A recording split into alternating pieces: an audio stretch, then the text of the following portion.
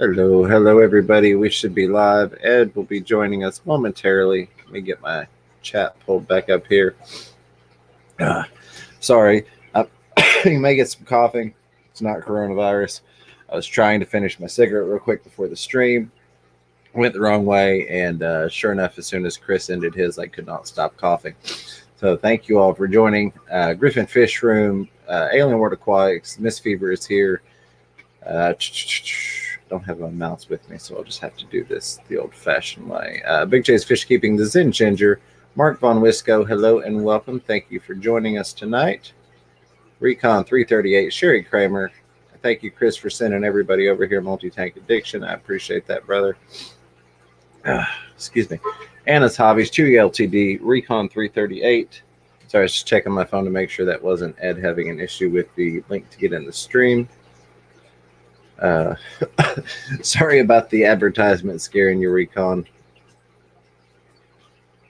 Gnarly Fish Tanks, hello. Danikin Aquatics, glad to have you all in here. Muppet 929, Lonnie Paul, One Fish, Two Fish, ROC, John Larson, good evening and welcome.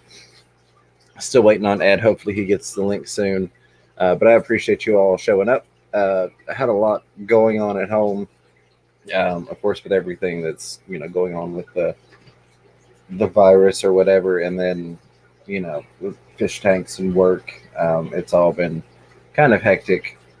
Miss Fever's been locked in her quarantine tank for about a week now, and then I work in retail, so that's been fun.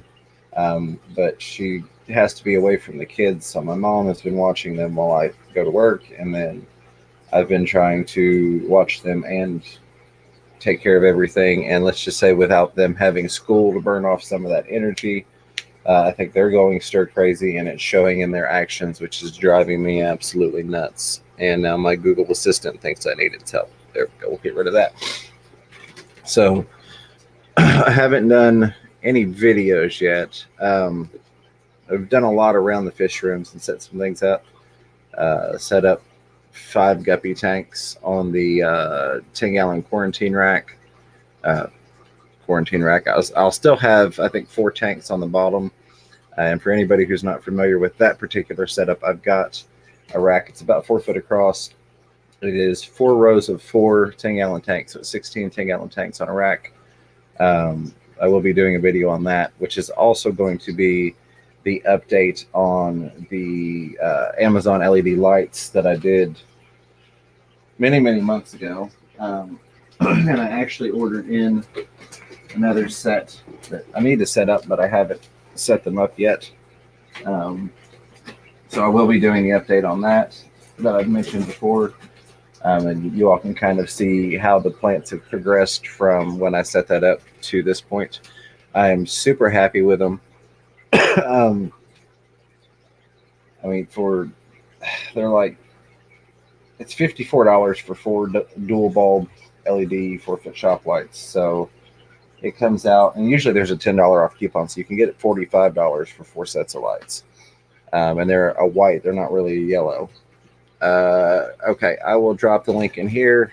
Ed, give me just 1 second. I will copy that, and we will go over here. And Ed, sorry, so much easier with a mouse. There we go, buddy. So I'm looking forward to getting that out. And again, thank you to Ed, because all of those tanks have got guppy grass in them. He brought me one Ziploc bag, like one of the gallon-sized bags with a good bit of guppy grass in it. And that stuff has grown like crazy. I've got it. I could probably fill a 125 with it at this point. So I've kind of set them up to where I've got like a strain of guppies, and then either like a couple Cory cats or some of the smaller plecos, like the clown plecos, in the tank with them. Some cherry shrimp in one of them, which I don't, if they get eaten, that's fine, because I know that the guppies can pick them off, especially the babies. But and then I've got guppy grass, And I've also got Java moss because I've got a 20 long that you can't hardly get around in there because there's so much Java moss, which is wonderful because it's notoriously hard to grow. And there's that. Hey, buddy, how are you? Oh, pretty good. How are you? I'm doing well, doing well. I appreciate you joining us tonight. Glad to see you. I hope you are everything's going good with the family at home. The parents are nice and healthy. Yep, everybody's doing good. My sister's going crazy. She's like sold almost 400 of those masks. Oh, wow. See, that's awesome. That is awesome. I awesome. bought her about, 40 yards of material today for more orders that she's already got coming in. See, and that's one of those things that I'm glad that I can still get out and work, which they did in our state. I think we're like, I don't know, 27th, or we're way down there. There are a lot of states that the governors issued stay-at-home orders, but I noticed today they did finally issue a stay-at-home order. But being in retail, I'm deemed essential personnel, so I don't have the option even to be at home, which is great because I still get the paycheck. But at the same time, there's so much content, and not even content only, but just stuff around the house to try and get done. That would be great. Fish tanks to move. I moved my rack that has 2 40s and 3 10s on it, so that I can move my rack that's here with 2 40s and a sump below it into the other room so I can get some more space, because part of the issue with making videos lately has been I've just run out of room to even make them. Just trying to find some place that I feel is suitable to make a video has gotten frustrating with all the fish stuff I've accumulated. But so but I can work and I can still get a paycheck, so that's a plus. Let's see. Danica wants to know how the African cichlids are doing. They are doing really well. She hasn't really gotten to see them because she's been quarantined at the opposite end of the house, so she's been kind of out of the fish loop. Which of course is, things like, normally I could text her from work and say, hey, will you do a water change on this tank? And she could do a water change. Or she could water change a room of tanks, and I could do the other room after work. I haven't had that help. So that has been very sorely missed, of course. Still a lot more to try and do.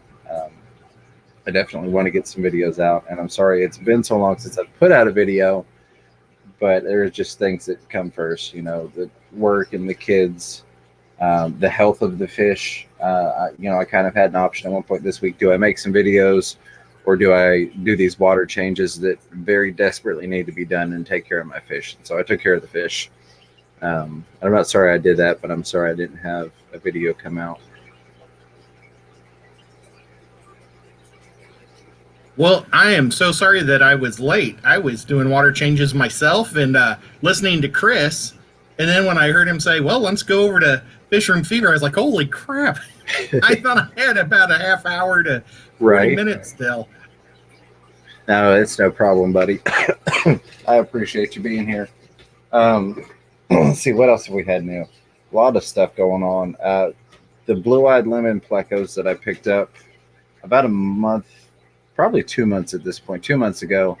I walked through yesterday. They're in the hallway rack, and I noticed there were little baby plecos. And I had been moving a bunch of plants, guppy grass and Java moss, from one of the tanks that has baby bristlenose in it. I'm like, did I get a baby bristlenose in one of those scoops of plants? And I looked at them, and they're actually about 2 dozen baby blue-eyed lemon plecos. So super excited for that. That's awesome. Well, yesterday, did you say what I suggested for our thing? I did not. Excuse me. Okay. Well, should we get into it? Absolutely. Go right ahead, buddy. Well, James and I always talk back and forth about what should we talk about. And I thought, of course, he's working, so he's not really quarantined like a lot of us. But I was thinking things that we're doing around the house while we're quarantined would be a good subject for us to talk about tonight. And absolutely. I am doing a ton. Not only am I building my fish room on the other side of the stairs here. But I also bought. I was planning to buy two 75-gallon tubs, a tractor up with two 110s. So I ended up a little bigger than I planned. But I'm waiting for that perfect time. I'll probably wait till Bob says that it's a good time because he's done it several times around here, and for me to actually throw the fish in.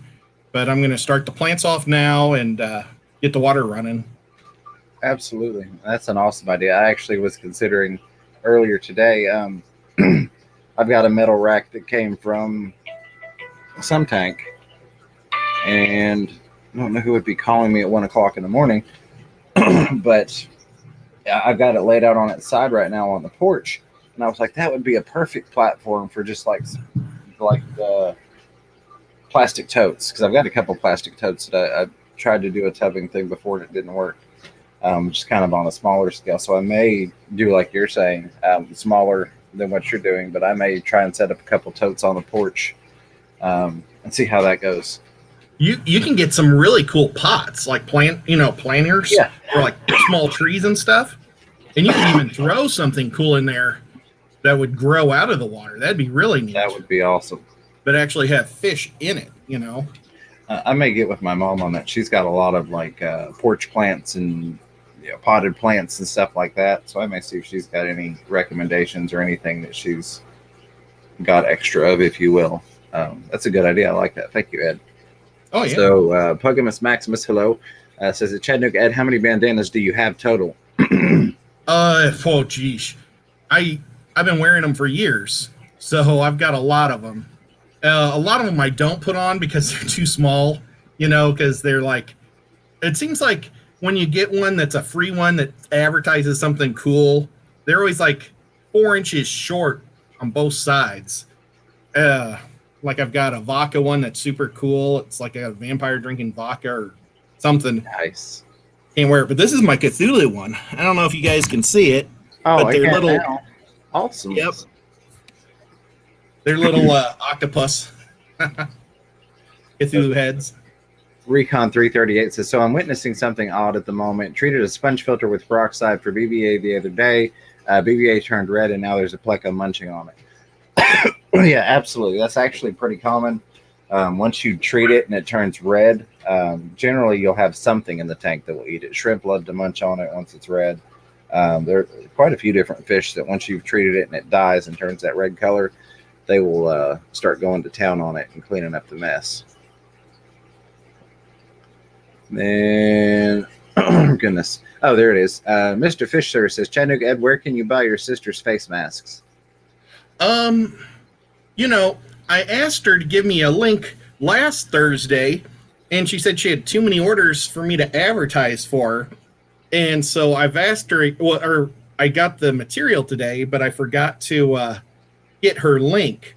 But it's off of Etsy, and it's something blessed, and she lives in Hickson. That's a town here in Tennessee. It's like a suburb north of Chattanooga.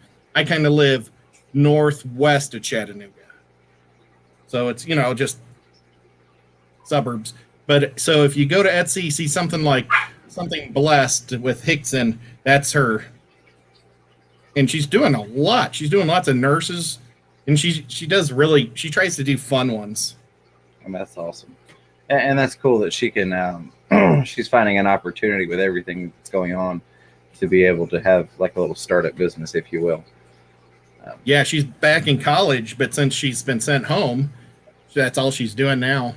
Right, absolutely. Recon 338 says, Fish Room Fever, thought you might find this interesting. I've had a co-op sponge filter in a tank with a fine filter for a while now. To compare the two, the co-op filter has collected a ton of debris. Yeah, I've kind of been doing the same thing. I haven't been documenting it like I initially planned to, but I've also moved those filters around quite a bit. And I think they do a great job. I did also, when I'm being called repeatedly at 1 o'clock in the morning. What, is it an emergency? I don't think so. I don't know who would be calling me from a number I don't know. Let me check it real quick just to be sure. Yeah, it could be your mom or something, or somebody calling for your mom. But yeah, guys, I wanted to say hey to Melvin. I saw him say hi to me, and hi to everybody else. Did Cody-san answer you, Jason? Did he get those guppies? Because that would be pretty awesome. I enjoyed that video where you were catching the guppies and sending them out. That was super cool. But my other projects, one of the things I'm looking for my tubs is like these little fountains that kind of shoot water up out of the top, and they're solar paneled. I'd like to get a couple of those. Sharpie's had them, or had one in his pond, and I thought that was pretty cool. Thanks, Recon. I'll do my best here. Hopefully it's nothing super important or anything. Hey, Danikin. I got some new lights on this tank that I'm trying out. It's the same ones that Lucas put in on his tanks, just the cheap ones from Walmart, because I wanted to take the nicer ones from here and put them into my fish room, so that way I have at least a whole rack of all the same exact lights, because I'll need about, 14 or something like that to be all evened up. And my brother-in-law is coming over Saturday, and he's going to spend the night on Sunday, and he thinks that we'll be able to get everything in except for my air pump system, because I haven't got my Gemco air pump yet. And I'm going to go with the Gemco 100, so that way if I ever want to expand my fish room, I'll be able to do that and just keep using the same pump. And then I've kind of, I'm doing it in my basement, and I've got my stairs coming downstairs right here coming down, and I've got this huge room over here, split it right down the middle, and it's going to go 14 this way and 20 this way, and then I'm just going to have a little 14 by 14 room just to throw storage and junk. But if I ever want to expand fish room, that's my plans, is just to put a wall that I can tear down easy, so I'm not going to nail the studs or the wall to the floor. Sorry. Was it all good? No, I actually have an emergency. I need to run up to my job real quick. Are you good to keep going? I could throw the link in the chat if anybody wants to join real quick. Sure. If you want to do that. But you would have to join within the next minute or so. I know there's a delay, of course, before you get this, because it's a whole YouTube delay thing. But once I walk out the door, I won't be able to add anybody from my mobile, and Ed doesn't have access to add anybody either. So if anybody would like to come up, I will go ahead and add this, and then I've got to take off. It'll probably take me about 30 minutes, and then I'll be back just to get there and back. But it's something that I have to do without going into details. Zen Ginger, I do want to say thank you for the $1 super sticker. I appreciate that very, very much. Never necessary, but as always, thank you for your support. So there's the link. I'll give it just a minute. I'm going to go grab my shoes, and then I'll see if anybody's waiting backstage, and I will add them in. Sure thing. I hate to bail on you, but it's kind of one of those non-negotiable things as the store manager. Hey, that's why I said take that phone call. I appreciate it, because I was like, who is this? It's not the alarm company. Well, maybe we already lost James. But so Brad, you started your tubbing already today? Is that what I saw? The bummer thing is I also my check sometimes disappears. So let's see. Oh, he says look at the lows for those tomorrow in the garden center. Okay, so I think he means the little fountains, and I was talking to Brad earlier today about looking for a submersible air pump, so that way I can pump some water. Hey, Danikin, thanks for joining me. What's going on, man? Oh, I don't know. An emergency. I appreciate you coming in, brother. Well, I figured I'd been a while since I've been up with old Dad. I'd come on up. That's awesome. Now, do you get to do any? Plus, I got my Vikings gear on, so I figured that'd be perfect timing, man. Yeah, I was watching them play the Packers today, and unfortunately, you know what? I didn't see the last 5 minutes, but Favre threw an interception, and I gave up on the game. But Favre was on the Vikings. Yeah, I know. But I was thinking that was an amazing team. He probably had 3 Hall of Famers. He had Moss, Carter, and the running back. How am I not remembering the best running back? Adrian Peterson, brother. Peterson. Yeah. Golly, can't believe that. Yeah.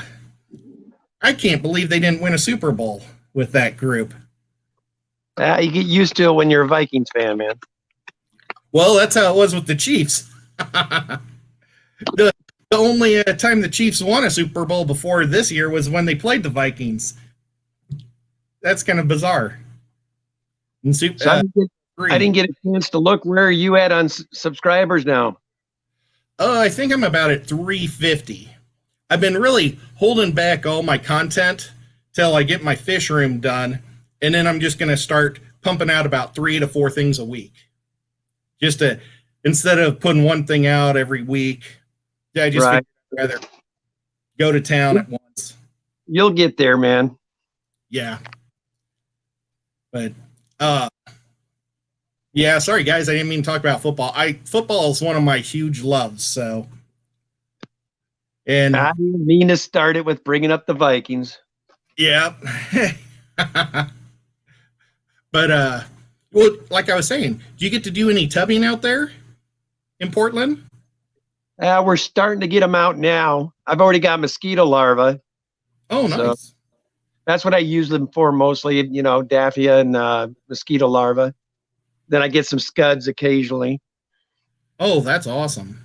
So you're growing just the food out there. That's all I want them for is food. I do throw some mountain minnows out, and then when it gets warmer, when I want to color out some of my Africans, I'll throw them in this, I call them a little kiddie pool. Because that natural sunlight does help with color. So, yeah, I've thought about doing the Daphne. I thought that'd be pretty neat. That's probably a next year project. This year, I'm going to do 2 big tubs of guppies. I tell you, the mosquito larvae are good too for babies and whatnot. I mean, they're really good stuff. So, and we have a lot of mosquitoes here, so I should be good there. But yeah, it's been in the 85s. Our last week was in the 85s. Today, I think, was supposed to be the coldest day of the week, and maybe it got down to 50, but it's supposed to be back up into the high 70s for the next couple days. So, yeah, we're still 50, 60 degrees here. Well, it's warming up though. That's awesome. But Chewy wants to talk hockey. I've talked hockey too with Chewy. I love hockey. Blackhawks. And let's see. How are my Beischers doing? Well, my one big Beischer, a lot of times he's out, but I already fed him today. I did my last feeding of the night. He likes to swim right here all the time. He might still come out. But he's about 8 inches long. And then the 2 small ones that I'm growing out, I would guess they're about 4 inches. I think I'll give them another inch of growth before I put them in the tank. And it's not necessarily the Beischer that I'm afraid to eat them. I've got a huge Synodontis catfish. He's about 6 inches long, but he's just gigantic. And he only comes out to eat. But he's just a monster. And then everything else, I don't know. Can you see these guys? Not very well. Those are a bunch of young Geophagus down there. Which Geophagus are you keeping? Geophagus, winter.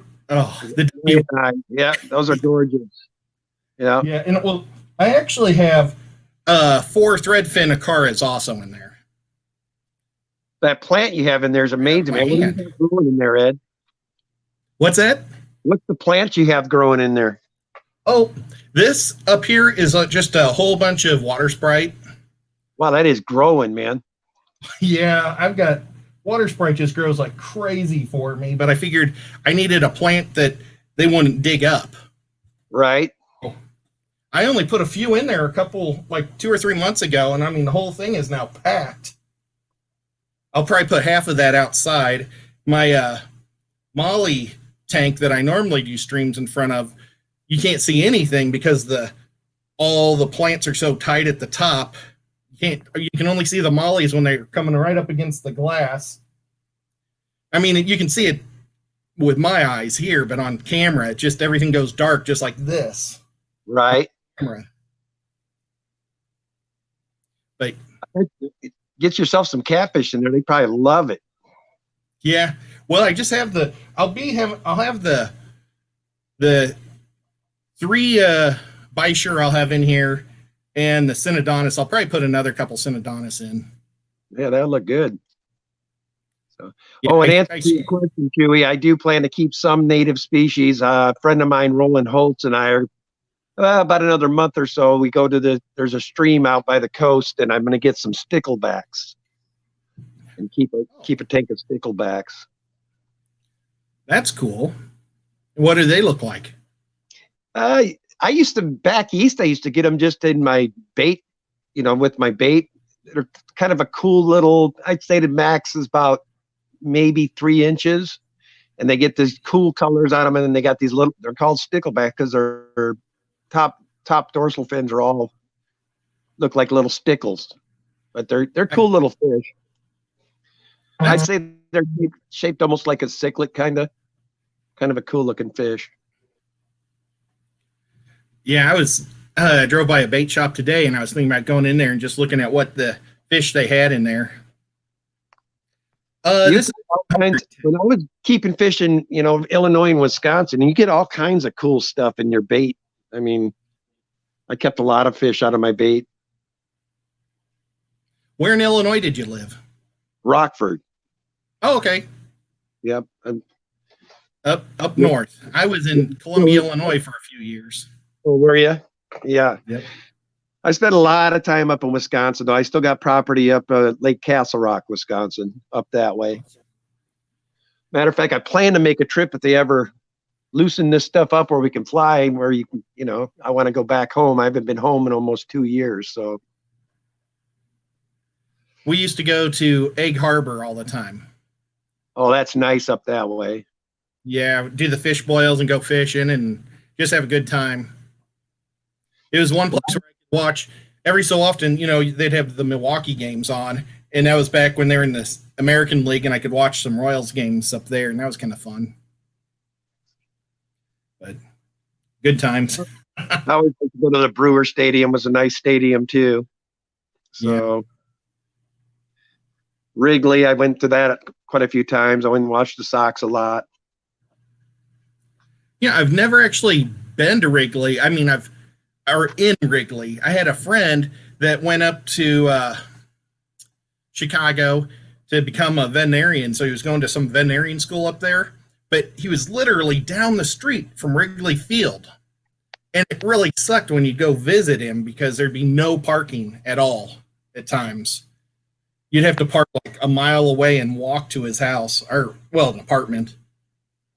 Yeah, the other thing with those apartments along there, you ended up with a lot of broken windows too. Oh, people hitting those home runs right into the apartment building windows. Yeah.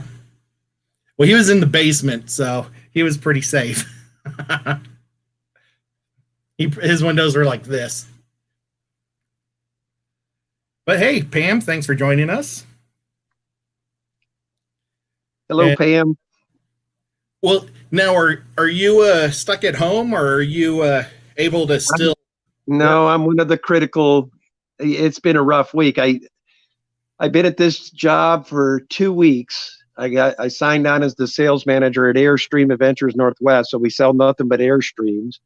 And the very first week I was there, we had to cut 27 people. And then Tuesday we made our final cuts, and the person that trained me got fired, and I now have to run the whole store by myself. Holy and I've cow. got two AAs working from home, venture advisor. So yeah, it's a mess. It's a bad deal. So Now, is anybody even buying stuff right now? Buying those? I think we sold 10 since I've been there. So I mean, yeah, they're still coming out and getting. Well, believe it or not, they're coming out to get them for quarantine units. Yeah, well, that makes sense. Get out away from public and just get out in the wilderness and stay away from everybody. Yeah. Yeah, I totally get that. That makes sense. One of my friends, she's upset because she's working in a job where she grinds or sharpens the tools that grind medicine. So she has to work this whole time, and she's been wishing that she's able to take the time off. It's kind of crazy how the world works. But, no, well. And, well, are you doing anything? So is your wife, is she able to do anything special during this time? She actually works for Intel, so she's able to work from home. They've got all their people working from home, and they're networked out enough to where they're able to still keep everybody working.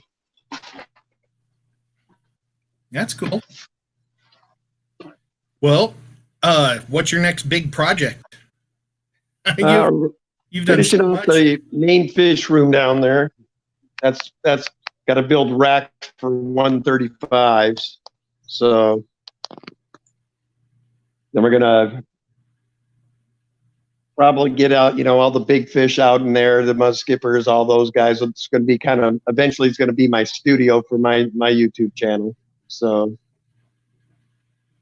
just getting time to do it is the thing, Yeah. So when you're getting all this practice, you and your brother-in-law want to take a trip to Oregon, when you're done getting all that practice. That'd be awesome. Yeah, my brother-in-law is a plant engineer, and so he's actually working all this time too. But he used to just buy condemned houses and rebuild them. And it was amazing that my sister and him bought a house that looked like the Monsters house from the old movie, and they redid it, and they painted it pink or not pink, peach. It was amazing. It was awesome. And I think they bought that thing for $9,000. But they've always, they used to do that all the time. Is just flip houses. That was pretty neat. It had a couple of different stairways and everything. It was a cool house. But yeah, so I've been blessed to have a brother-in-law that can pretty much fix or build anything. Well, I used to have a cousin, he's from Illinois back there, and he'd come out every summer. I mean, I'd get a lot of stuff done. He's a carpenter and all that. And yeah. But unfortunately, now he got married, and ever since he got married, I haven't seen the guy. I mean, but I understand, they don't want to leave the fam, so. Yeah, that happens. Well, things just keep happening with my fish room, because he was going to do it last year, but then my folks wanted a deck on their house. They had to do that. Just things just kept happening over and over. He had to go down to Mexico and help set up a plant down there. And well, just like the last couple of weeks, he's finally been saying he'd come over and get it done. But now my sister's selling these masks like crazy. They go over your mouth. And so he's been helping her build those things. But I think he's made all that he can make, because he can only do so much he's more of a hands-on big, stuff. Right. And maybe she's getting him out of the house. Maybe she doesn't like how he does. Well, I know that there was a period here where, my wife's been at home the whole time. I mean, we love each other, don't get me wrong, but we can't be spending every day, all day together. I mean, she needs her space and I need mine. And, that's the success to a good 30-year marriage that we have. We know our limits, but yeah. Well, gotta have time. Yeah, I used to work in an auto factory where people would hook up and get married, and those marriages never lasted because they were around each other 24/7, and I think you need some time to split apart. Well, I shouldn't say they don't ever work. There's one guy that he's been married for years, but they work on two different shifts. She works on Right. days, works on seconds, and I think that's helped them. Yeah, we still like our time, but like I said, it doesn't work when we're both here every day, all day. That don't work. Yeah. It's awesome that she's so into fish too, though. It is awesome, but there's times that I'm like, oh man, I wish somebody would tell me no. You Oh, know? Usually when you're on tank number All the 15 of the day and you're still got 40 something to go, it tends to add up. So that's awesome, though. I don't know. I'm trying to think in my past of all the women I've dated. I don't know if any of them, they all thought my fish tanks were cool, but none of them were like, "Oh, make me a fish tank," or that into it. yeah, she's always liked them. Well, where do you get all your fish? Because you have some fantastic fish. I get them all over the place. A good portion of my collections come from the Wet Spot and then Greater Portland Aquarium Society. I've got a lot of cool people that know how to breed fish in there. And then I've had a few that, some of my subscribers that are getting out of the fish, they just want to get out of it for now. They'll bring them to me. And, I told them, well, if you ever decide you want to get back in, come see me. If I still have them, you're welcome to them back. And, and then I babysit people's fishes. I've got that Bahaka here that I'm babysitting for Guppy Gang Aquatics. So, but to the most part, I get a lot of mine from Wet Spot, private breeders. Then there's another place by the name of K's out this way that always has good quality fish. I run quarantine tanks, but I mean, if I know the breeder, I'm not as stressed about a quarantine tank, and it's kind of nice not to have to worry, So I've had good luck that way so far.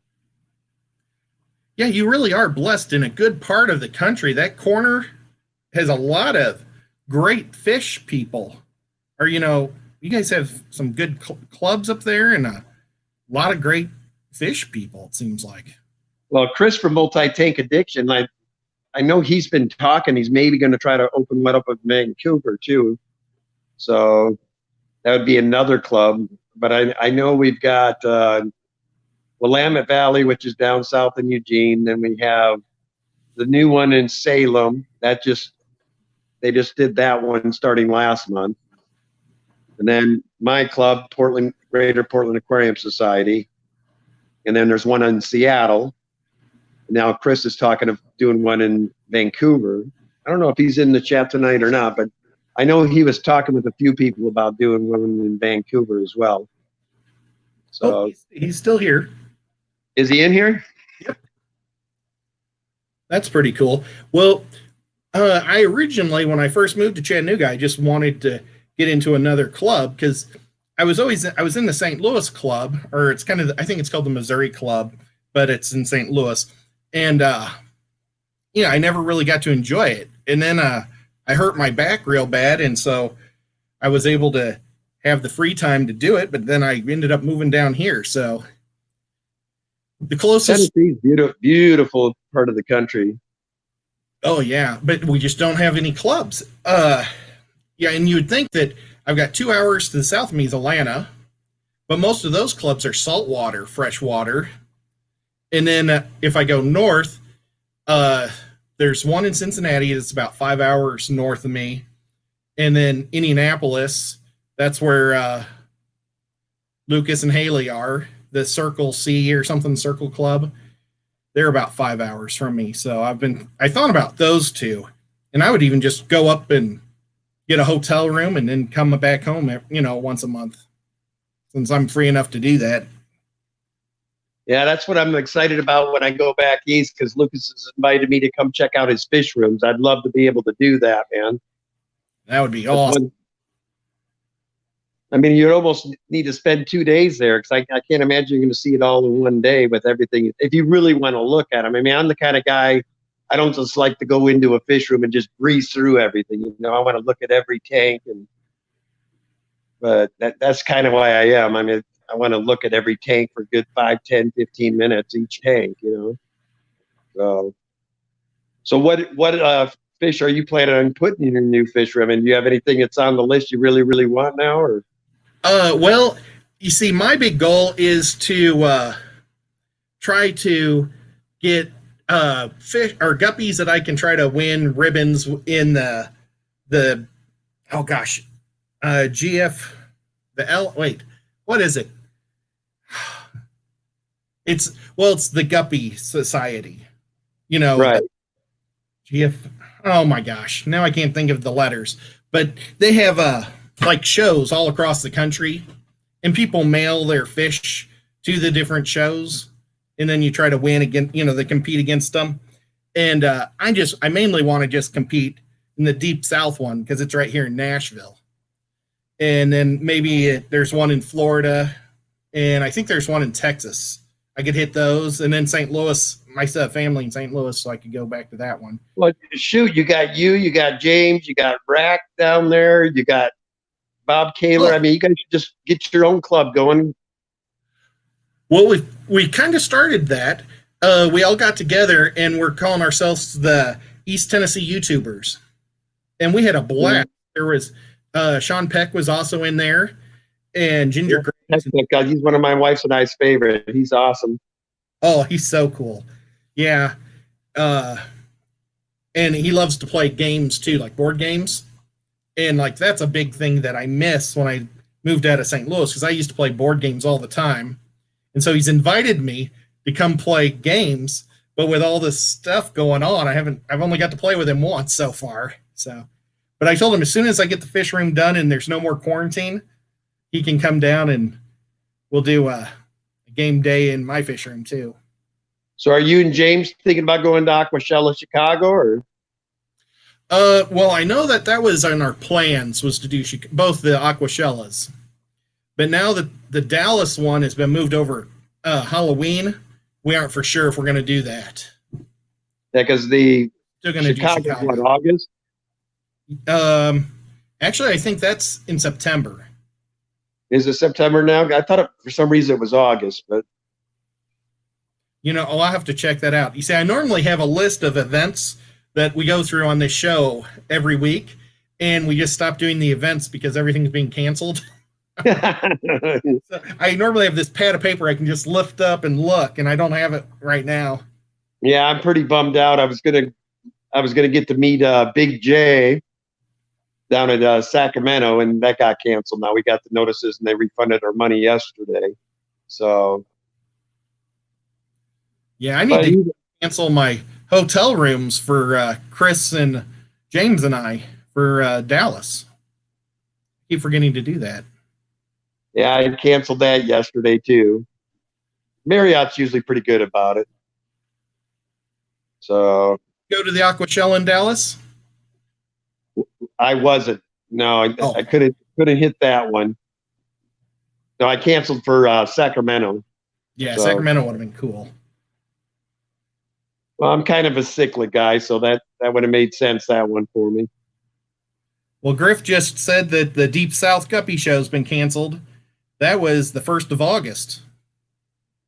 So I guess I won't be showing guppies this year. That gives me another year to get them more perfect. But yeah, that's a bummer. Yeah, Chris says Aquashella Chicago is August and Dallas is in October. Okay.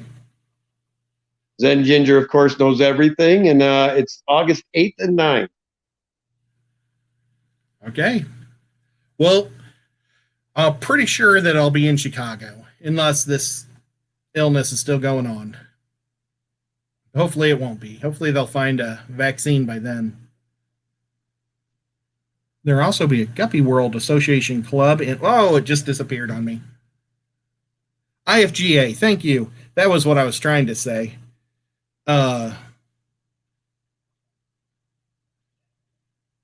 Okay, well, so I'll have to check out that World Guppy Association Club, Chewy, unless maybe everybody in the U.S. just does the U.S. clubs or something. But I'll have to check that out. And Derek is still going to Aquashella Dallas. Derek, are you going in May or are you going in October? He says I am. We'll see. But it would be neat to meet Zen Ginger. Well, I'd like to meet Chris too. Chris is going to be there, and there's just going to be a whole mess of people in Dallas I was looking forward to meeting. Derek would be cool too. But who knows? Maybe Bob Kaler would be able to go in October. I could pull my buddy Bob there. Bob takes care of a lot of geriatric dogs, and so it makes it hard for him to leave. So have you actually seen Bob's fish rooms? I actually haven't been in it because his dogs were all being crazy that day, but I've been to his house a couple times just to pick him up. I just haven't jumped out to check it or haven't gone in yet. I need to.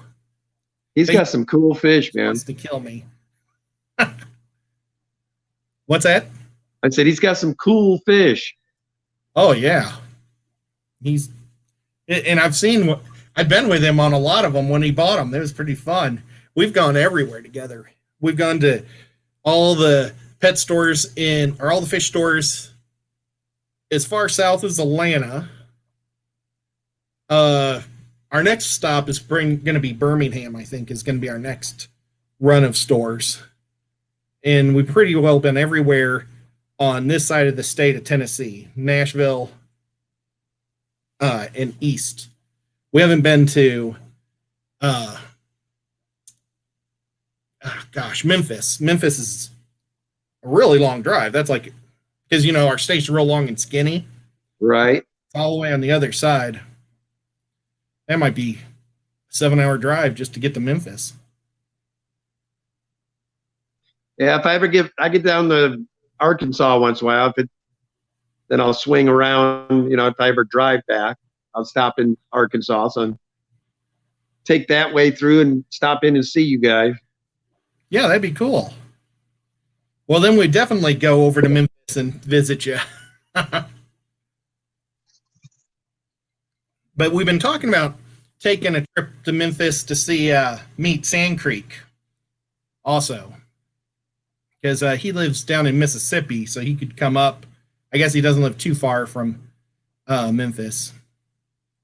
But now I think about it, I don't think I've seen Nathan today. Usually he's on him just about every stream. I don't think I've seen him today. Yeah, he's been really sick. I know the last time I was on one, he looked like he wasn't feeling too good. Yeah, I was on I co-host with him on Monday night, and he was pretty out of it. So I didn't know if I should just take over or because it's his stream, Right. So I suggested that we just end it after 10 minutes. I thought that'd be the best thing to do.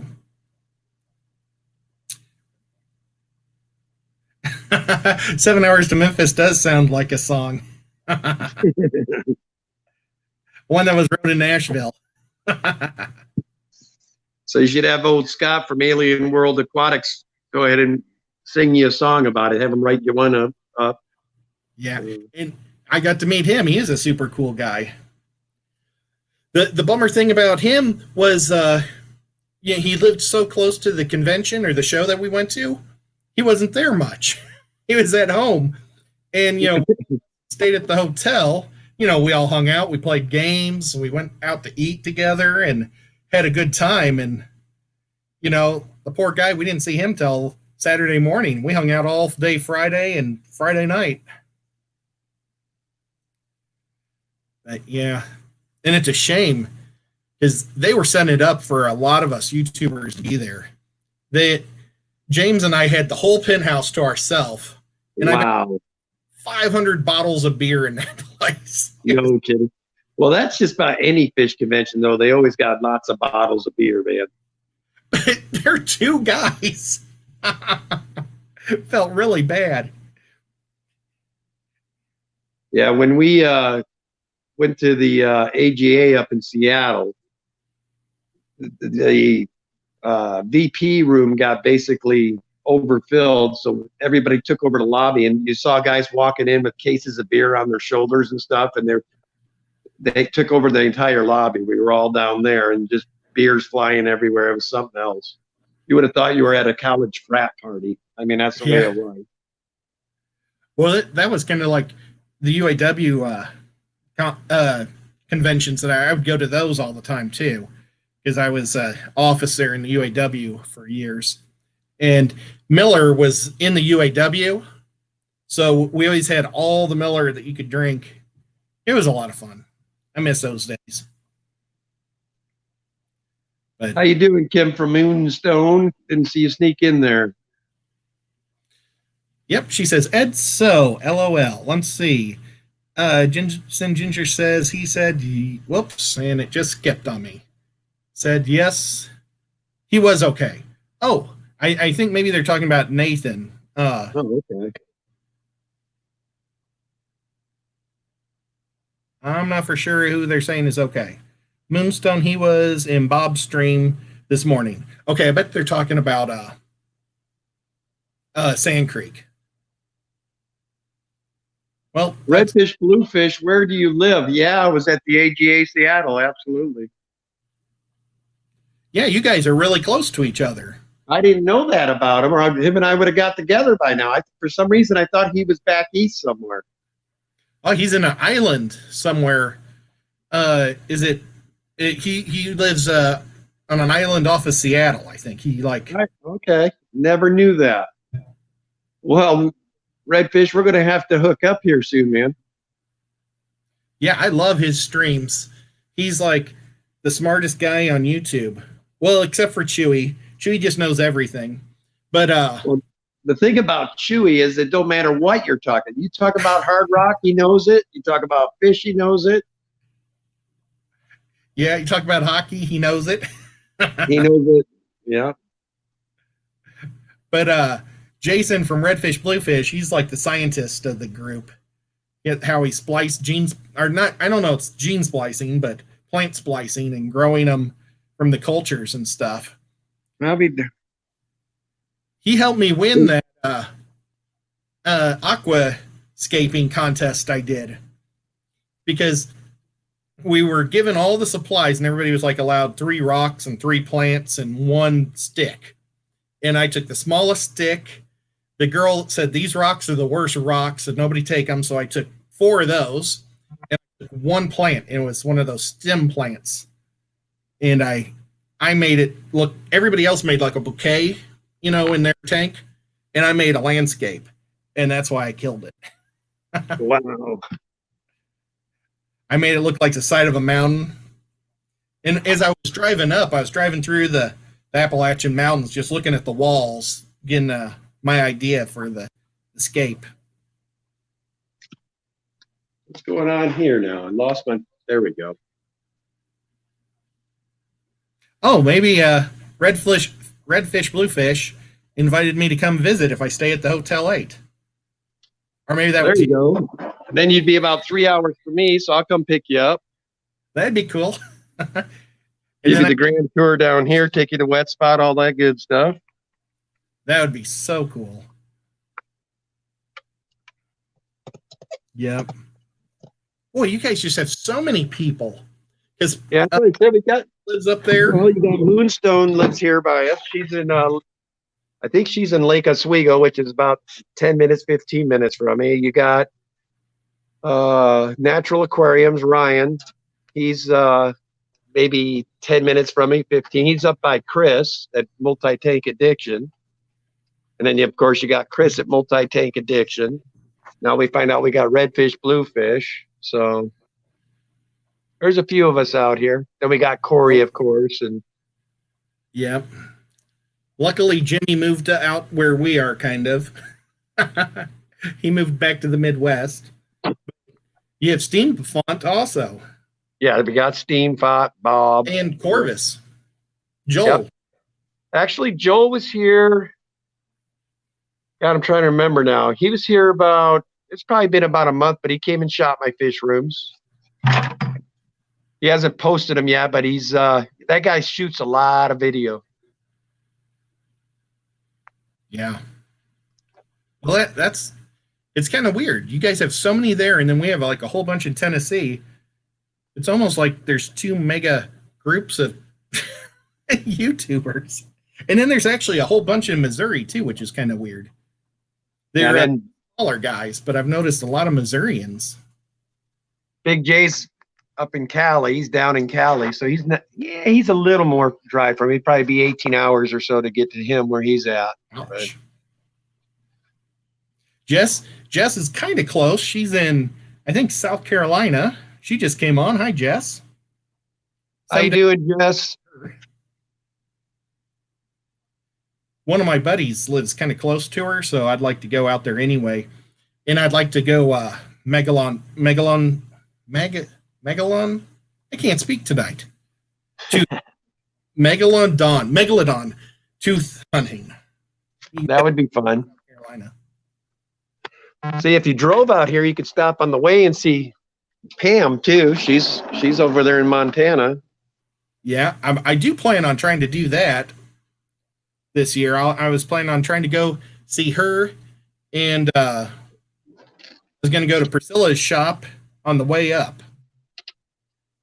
So I'd see her and Priscilla, and then when I see Pam, she'll be out there in Candy and Dan's Fish area. So we'll get to see Dan's Fish's shop too. Yeah, he'd be something to see. Where's he at? He's in Billings. Or well, actually, he's near Billings. I think Lance is, oh gosh, I don't know. No, I think it's Billings. Pam, help me out. Is Pam still here? She was a minute ago. She's probably doing art and stuff and just listening to us. No, she was just in the chat. She said hello to Jess. Oh, cool. Oh, Chevy's here. Hey, Chevy Fish. Sorry I said Chevy, Shy. That's James's wife. She should have come up with us. She should have said hi. But where does Teresa live? Teresa Cookies. I'm not sure. I don't know, but I bet her house smells. Oh, James is back. I'm back. All right, James. Well, I'm going to hop down, give you back your show, brother. Well, Kenny, I appreciate you coming on very much, brother. Not a problem. I was listening in the car back and forth, so I appreciate you joining, hanging out. Yeah, oh yeah, big one, man. Hey, you guys can stop on my stream one night. Absolutely. Sounds Anytime. like a plan. Thank you.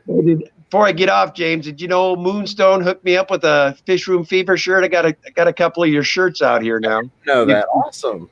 That is super from West Coast, man. So thank you, and thank you, Kim, very much. Well, all right, guys, you guys take it easy. Anakin, you'll have to give me your address sometime, and once I get my Chattanooga one, I'll send you a Chattanooga Ed T-shirt too. Yeah, and I'll return the favor. I'm getting some shirts and stickers made up myself here soon, so I'll flip them out your way. That's awesome. All right, guys. Cool. Well, you have a good night. You too, buddy. Thank you. See you, man. Bye-bye. All right. I got my chat back. Ed, thank you for taking over and hanging out with Kenny there. Teresa lives in New Zealand. Oh, I've always wanted to visit New Zealand. Well, I say always. Ever since The Lord of the Rings, I've wanted to visit New Zealand. Yeah, me too. And then now I found out they have like cookies there. That'd be awesome.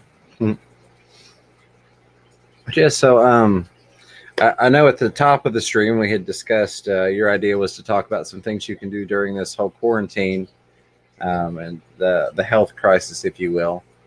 And you mentioned some of the things you were doing with building the fish room. And just a couple ideas I had were just, basic things like, trying your hand at aquascaping. Generally, if you've got multiple tanks, you've got probably some stuff from this tank, some stuff from that tank. You could try mixing together, or just rescaping, one tank with the stuff you've already got in it.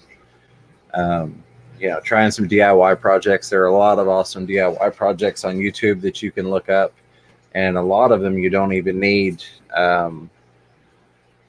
additional stuff. A lot of it you probably got the stuff lying around if you have been in the hobby for a while. I know most of us accumulate a lot of things. So, and then another thing I was thinking about would of course be if you've got some fish and you've been wanting to breed them, but you haven't had, a lot of times it takes extra time because you've got the extra feedings for the babies, or, adjusting water temperatures for the parents, the additional protein feedings for the parents. It's a good time to try some breeding projects as well. So those were just a couple of the things that I had thought of. And of course, you could always redo your fish rooms if you've got a lot of tanks. That's one of the things I'm doing. You've seen my setup in person before. So basically, in the far room of my house, where I am now, the office as I call it, I had that rack of tanks that's basically jutting out into the middle of the room. I'm going to take that out, and I'm going to put it in the fish room with the other tanks next to the other double 40 stand. They'll both of them jutting out from a wall, so they'll kind of be like a horseshoe of walk space in there, and then just tanks, a whole perimeter of tanks. Now, I'm going to ask you something, and maybe you'll think I'm completely insane and crazy. I already do, but go right ahead. Is there any way that you could move your safe out and put it like on the other side of your house? I've thought about it. That would require moving a lot of tanks out of the way. I'm just thinking that the amount of weight reduced off your floor on that side would be wonderful, and the moisture that builds up. And I've thought about it. At the time I moved the safe into here, I wasn't even back into the hobby at that point. I didn't have any tanks set up then. And that's something I definitely have an intention to do, but I think I would end up having to move, of course, the two that I plan on moving already, and then four other tanks minimum, just to be able to get it through the door and swing it. And Miss Finger was like, no. I just heard her say no. Yeah. With a word.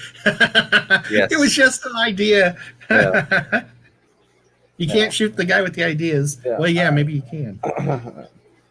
I'm lucky enough to, I still have one smaller stand-up safe in that end of the house that has been permitted. So, how's Shy feeling? She's feeling a little bit better. She's still not doing great, but she's been feeling better. She's getting there. Hopefully a few more days and she'll be doing well. To touch real quick on some of the things I heard y'all talk, or at least one thing I heard y'all talk about. I don't think I'll be going to any more events this year. Definitely won't be doing the Halloween one. And with everything that's happened with her being sick, and then, long story short, I wasn't supposed to go to work, but because there wasn't a confirmed diagnosis, there wasn't a whole lot of options. So I ended up using vacation time to be home the first part of her being sick. So my vacation time is all but gone at this point. What I had kind of set aside for Aquashellas. So I don't know that I will be going to any of the events. I might be able to squeeze one in, and if I do, it would be Chicago. One, it's not on Halloween, and two, that's, Candy's going to be there. A lot of the other people are going to be there. I'd miss seeing the Zim Ginger, which I absolutely hate. But I think that would be the one that I get to. If the other one wasn't on Halloween, I would probably still do Texas. But with it being on Halloween, that's almost just definitely not going to happen. Real quick, let's give a shout out to Candy, because Jess just said that Candy needs our help, guys. And she posted her GoFundMe Absolutely link. And, Candy does so much for everybody. I was going to hit it up yesterday, but I left my wallet upstairs. And so I ended up just waiting. But I need to do that tomorrow when I have my wallet, so I can I try to give once a month to her, because her family does need it. It's a bummer when somebody in your family is sick for such a long time, and then he gets better, and then another person in your family gets sick. I mean, absolutely. What a drag. Absolutely. And thank you for bringing that up. Definitely go support Candy. She supported the whole fish fam. And she does need our help. And then also, thank you again to Daniken. For anybody that doesn't know, he, of course, has a channel. If you would go check him out, much appreciation to him for coming on and hanging out and filling in for me while I had to run and take care of a work emergency. So go check his channel out. I want to give him a special shout out tonight. But yeah, This is water Sprite. I would hold it over. I'd hold it closer, but I don't want to get it dripping on my computer. right. But you can plant it, or you can float it, and it's like I have found that it is probably the best thing for guppy fry. I mean, I love guppy grass, but this stuff is so cool because it sits on top of the water, and the leaves will be just above the water line or just under the water line, and the fry will get between the water line and the leaves, and the adults can't see them. And I've just fallen in love with this stuff, and it grows like a weed. It probably is, but it floats. You can dip it. You can do anything with it. So, water Sprite. All that came from one plant. Oh my gosh! Now my seat's all wet. Luckily, I was doing water changes earlier, and I got some water on the floor, so I had a towel close by anyway. That happens to the best of us. Chewy, let me get my other chat back up because it actually highlights. I saw something from Chewy LTD highlighted my name, but there we go. Chewy LTD says the first part's directed at Fishy Fun 57. It says fish TB, if that mutates with antibiotic resistance, gene patterns could be a risk. Yeah, it's funny that there are, several things that you can get, from your fish tank, so to speak, that we really don't think about. And then things like what's going on with the world right now that, can jump from animals to humans. And then even back from humans to animals. There was at least one case of a lady's cat getting it. So, you can never be too safe, but at the same time, you hate to live your life in fear constantly. But yeah, I've been growing water. The one bad thing about water Sprite, not to go back to it, I'm sorry, James. It's great because it pulls all the nasty stuff out of your water, but it completely will engulf the top part of your tank. I mean, it'll make it so the light won't be able to get down to see your fish as bright as you'd like. Right. That's the one negative to it. But it is an awesome plant. But that guppy grass you gave me, I was talking about that right before you joined. Man, I've got so much of that stuff now, it's ridiculous. It is just everywhere. I took from 1 10-gallon tank earlier, and I have dispersed it amongst 6 tanks so far that I've changed out and redecorated and changed the stocking in. And I can probably do another 2 or 3 easily, and that's with large clumps of it, not like the little bitty portions you would get at the store. That's with really good size masses of it floating in there. So that stuff's wonderful. This right here some of it is just roots. Yeah, that's one of the things I've always found neat about the floating plants is the root systems floating down below them. I've got a frog bit from Sean Peck that he sent home when we went over and had game night, and those 2 pads have multiplied, of course, into several more pads. But the floating root structure underneath them, and on any of the floating plants, I found that if you've got shrimp, the shrimp really, really love to hang out on those root systems. Oh wow! I haven't noticed. Right now I've got the frog bit at war with the duckweed, and I think the frog bit might be winning because it's like split up several times. But I also keep scooping out the duckweed, so I just have to be careful because there's lots of fry in that. I put that in my Japanese blue tail guppies tank, and so that's like kind of my pride and joy tank. So I'm always at war with the duckweed, but I'm always super careful in that tank. That's one of the things excuse me, that I was able to do. A lot of those tanks I had put duckweed in just because it was, it's great at absorbing the junk out. But where I'm putting the guppy grass and the Java moss in, I wanted all the duckweed out. So I actually drained those tanks all the way down and was able to take them out and rinse them and just completely eliminate the duckweed in those. But it had been a battle prior to that with getting rid of it.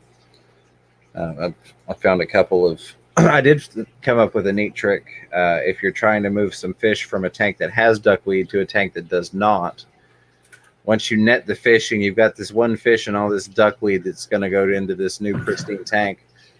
And I don't know if it will work with the standard mesh net, but I know with the really fine mesh nets where they like to hold air when you go underwater with them, if you come in scooping downward, is I would come in with it downward, it would catch air, and of course the duckweed wants to float to the surface. So the fish would swim down and out, the duckweed would stay trapped up floating in the net, and I could just pull it right back out versus having the fish get back out of the new tank. Well, that's cool. With my tank, or with the Molly tank, what I've done is I've like taken a net and I pulled it back and put a zip tie on it, so it's just like a skimmer for a pool, and I just skim it. And I find the faster I do it, the fish will all scatter. But if I go slow, they all jump on the net because they're morons. Yes, I've had that issue a couple of times with the duckweed. That's how the guppies got in the piranha tank, was trying to get the duckweed out of the mud guppy tank and just putting it in the piranha tank for some light diffusion. But another thing you can do is, of course, with it being a surface plant, if you create some sort of suction underneath it. So if you take a glass and put it down under the water, and you know how it just sucks the water right into it, it skims the surface off. You could even take like a water bottle or some other smaller kind of cup, and basically put some really small holes, or I would put like a piece of mesh net in there, drill some holes, and then just take a piece of a fish net and put it in there, and just basically push it down and just kind of use it to skim and just suction the stuff in there.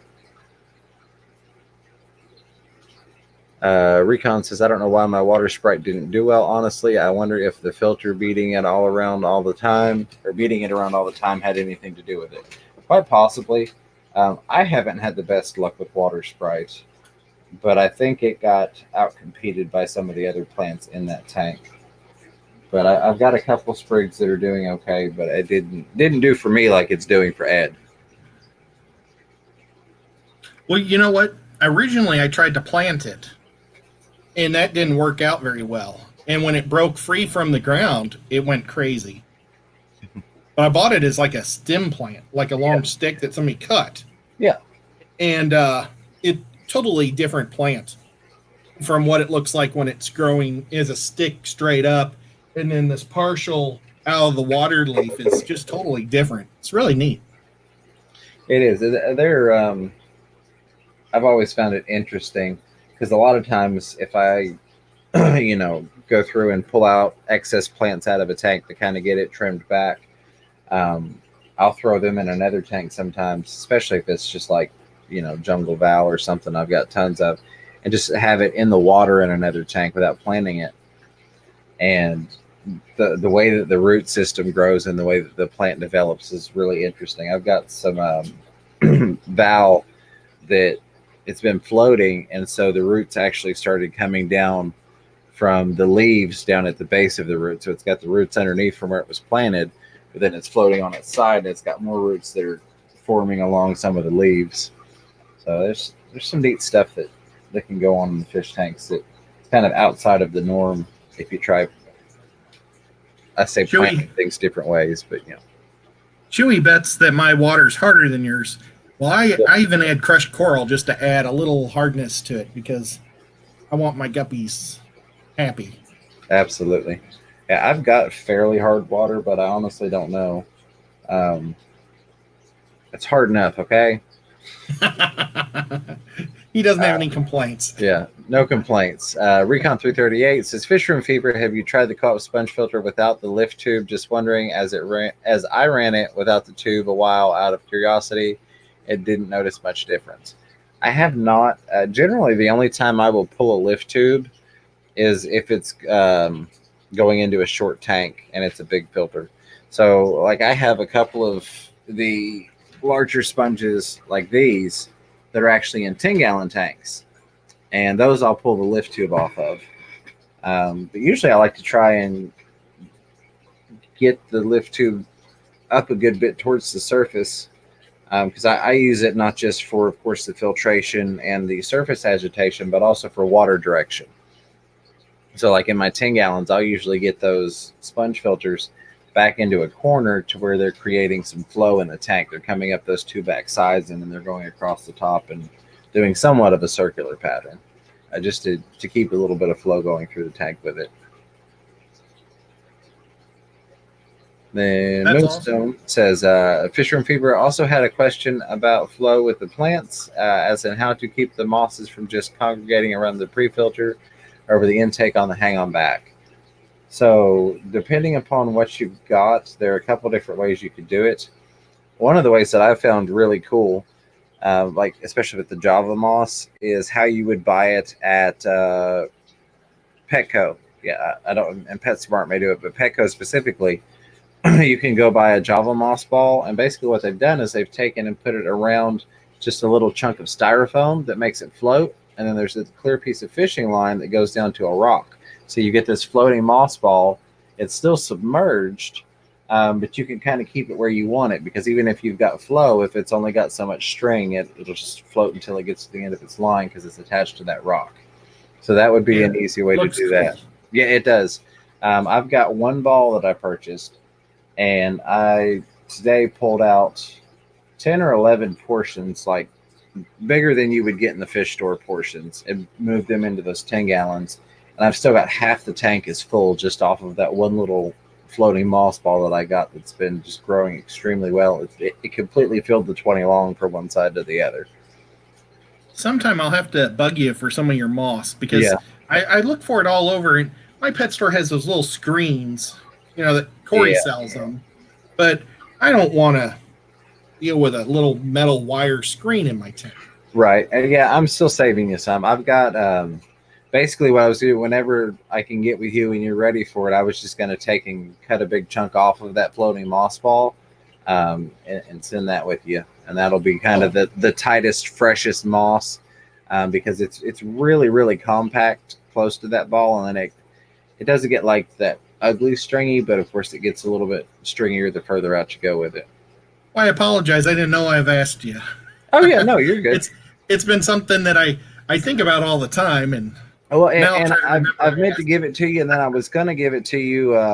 The plan was to give it to you when we got back from the big fish deal, but then I bought all those fish, and by the time we got back, it was late, and so got everything unloaded, and it was I know you were getting tired because you did all the driving. You still had a good ways to go, so I didn't even think about it, and it just wasn't a good time. But I've got something saved aside for you. That's cool. I appreciate that. Yes, sir. Chewy LTD says, LOL, I would like to see a comparison if you guys want to compare to this from Biochemist at Fish Room Fever, and then a Calgary Aquarium Society link. I'm going to open that up in a new window so I can. Okay. Tap water versus Lake Malawi. Okay. Blah, blah, blah, blah. It's the Calgary tap water versus Lake Malawi water. So yeah, that would definitely be interesting to compare our water to Lake Malawi. Yeah, that's neat. I'm gonna have to bookmark that. That way I can find it again. There we go. All right, I didn't want to lose that. Chewy's always got some awesome links he throws out. Yeah. I wish he could take on the beast. Right. Get back. Okay, let me get my other chat back up. StreamYard chat's gonna bug me. Hey, I just got a notification from Big Tank Hank. He just put out a video, and I'm gonna watch it as soon as we're done. And I encourage everybody else to check it out. It says it popped so fast, but it said something about introduction to the fish fam. So awesome. Yeah, we'll definitely have to check that out. Hank is a cool dude. So, is it Fish Tank? No, it's Big Tank Hank. I'm sorry. I know he was in here a minute ago, but I just wanted to give him a shout out too, since he just put some content out. Very much so. Awesome. And Zen Ginger's got another one of the wonderful ideas. Says, Moonstone, you can also place the moss on driftwood and tie with thread, or place it on a rock and tie up with thin nylon netting so the moss can grow through. I've also done that with super glue. Take and super glue it, and then it will attach itself and just grow off of the driftwood. I've got a couple pieces in this tank that are like that. I did some of that today. What I did was take some of the cholla wood, and I took and just wrapped kind of a little bit underneath it, so I wasn't having a big chunk underneath. But kind of put it off there. Of course, with that, it's got a lot of holes in it, so you can press it down in there. That was one of the ideas. And then where I use lava rock in a lot of my tanks, and it's just out in the open as part of the decor. It's not like tucked away or hidden or anything. Some of the clumps of Java moss, I got it down in the corner, and then I just dropped some of that lava rock on top of it. And the main reason I did that was because I also have the guppy grass in there. And if any of you have ever had both of those in the same tank, and it grows well for you in a smaller tank, they will intertwine rather quickly. And then it's fun if you're trying to sort out just guppy grass or just Java moss, if you're selling it or giving it to somebody or taking it to your LFS. And where I've got to take some guppy grass to the LFS, I was trying to get a bunch sorted out that didn't have Java moss growing through it, even though I'm sure most people would love to get some free Java moss in their guppy grass. I have a tank growing some type of moss of some sort, and it was on a piece of dragonstone that came from a pet store there in Knoxville. It was in that round tank that we were trying to win. Oh, yeah. Nice. Well, I had some beard algae in there, and I bought these American flag fish, and they ate all of it. And like literally a month later, all of a sudden, all this moss is growing. Nice. And I was like thinking, I need to get some moss for these guys to drop their eggs in. And I wasn't really planning on it being stuck to the big rock, because that's kind of hard to take the eggs out. But it's just still really cool that it's like, and it's real pretty. It's like a little bush. So Chewy LTD asks, are you using RO water in your Project Piaba tank at Fisher and Fever? No, I am not. It is just tap water, but it's got a fairly good bit of botanicals for tannins in there. And then I am using that Blackwater excerpt that came with it, or expert that came with it. That is on hold currently with everything that's been going on. And, the previous fish sickness issues that we had with that tank, and then trying to get more Piaba fish in. And, of course, LFS having to deal with everything that's going on right now. That tank is kind of on hold. It's got one tetra, a male betta, and the two stinging catfish that I got from the big fish deal auction. Because when I was moving tanks, I was like, where can I put these two stinging cats that they won't get eaten? And then I had the betta that Miss Fever picked up from Aquatic Marine a couple weeks ago. It was still in its cup, and I'm like, I really want to get this guy out of his cup. So I put a male crown tail in there. That's not the permanent stocking, but it's some place for them to hang out where they've all got some room and can kind of do their thing. And then I've got some cherry shrimp in there too, just for giggles and grins. Would you like me to go get my camera, and then I could try to show you what the moss looks like? Maybe you could identify it. Absolutely. Okay, go right ahead. Hold that thought. Yes, sir. Or, well, don't hold that thought. Keep talking about other things. Right. Zen Ginger says, even more fun when the guppy grass Java moss clump is also growing hair algae. Yeah, I've got a couple of tanks that I intentionally added green hair algae to. I actually propagated it from outside. I intentionally set up a tub just for green hair algae. Hey, Bob, how are you? Steampot Aquatics, appreciate you swinging by. So I got the hair algae growing outside. I then brought it in and put it in a couple of tanks. The main one that I wanted it for is my shrimp tank. I've got some orange Neocaridina shrimp, and they absolutely love that stuff. It's got lots of surface area for all sorts of little goodies to collect on for the shrimp to munch on. So, but yeah, that is the hardest thing to get off of anything is hair algae. It attaches to the filters and the nets when you're trying to scoop. It just suctions right onto it basically. But again, it's kind of like duckweed. I like it for specific purposes in specific tanks. Other than that, it's just a pain in the backside. Danican Aquatics says, have a great night, all hitting the rack. Have a great night yourself. And again, I appreciate you hopping on and filling in real quick while I had to run to work on that emergency call. Thank you very much for that. And hopefully we can swing on by and hang out with you on your side sometime soon. Miss Fever says, Steam thought, no way, don't believe it. Yeah, the first time Bob popped up at 3 in the morning in one of my streams, I was like, oh, it's that Steambot imposter. And I'm like, no, it is actually Bob. So he probably can't sleep. And every once in a while he'll pop in when he can't sleep. So always good to see you. I had the camera upside down. I was trying to show you guys. I couldn't figure out why I couldn't focus on it. Can you see that back there? Oh, yeah. Yeah, Let me do this real quick.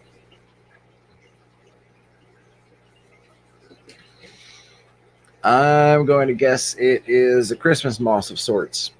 I could entirely be wrong. That is strictly a guess, but I'm going to guess a Christmas moss. Somebody, I'm sure, in the chat can identify it. Again, I am not a plant guy, so I can grow plants like crazy. I've got plants in every tank.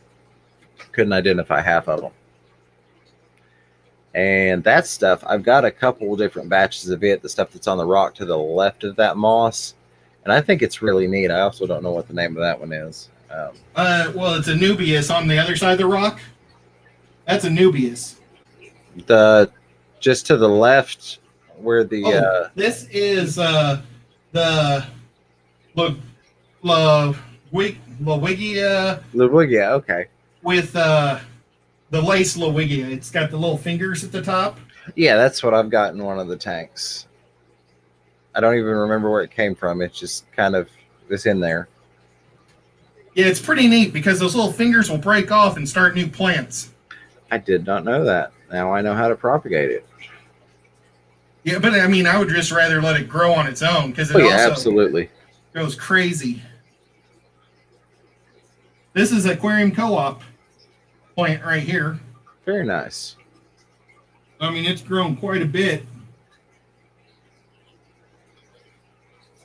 It came in 2 little pieces, and I put one on each side of this piece of wood. And now it's doing really good. And actually, another piece is broken off, and I have it floating up on top here. Nice. It's in there with a little bit of Anubias that broke off, too. I still have this. When I originally cycled this plant or this tank, I put a filter in it to just help cycle it. And the shrimp love the thing, and every time I go to take it out, there's like a half a dozen shrimp on it. Oh, wow. So I feel guilty. See if we can see any of the flagfish. So the Zen Ginger says Java Fern Windelov, question mark. Oh, that's it. Thank you. Windelov. Zen Ginger always popping up with the answer. Thank you very much for that, Zen. Yep. I need to do a little video on that. I need to make a video for Bob because that's his tank. He felt guilty because I bought him the ticket to win it and then gave it to me. So I got lucky. I really got lucky that the ticket that I bought James didn't win because he would have kept it. I'm just teasing. I mean, I did buy myself a bunch of tickets as well. Yeah. And if I may say, I was the guy that pointed out that nobody else was putting in on that tank. And this is totally true. I had put in about $20 worth in on a jellyfish tank. And then he said, oh, look, nobody's putting on this one. So I went and put $20 in. But then I felt guilty because James had put 20 in. So I gave one of my tickets to James and one to Bob. So I only put 2 in on my own. Well, I'm glad you got that tank. It's a pretty tank. I've never had any round tank before, anything other than really a square of some shape. Yeah, well, that and also it's, I guess, a nano tank, for lack of a better term, or that may be the best term for it. But at the time, I wasn't really doing small tanks or kind of different tanks. It was more like, what can I rack together? But now I've kind of really gotten into the whole nano tank thing lately. I've got 3 set up. and then a fourth one that I cleaned out today that I've had, that I'm trying to decide where to put it. So I'm having a lot of fun being able to do some different things with the nano tanks, and it's a whole different appreciation for the hobby, if you will.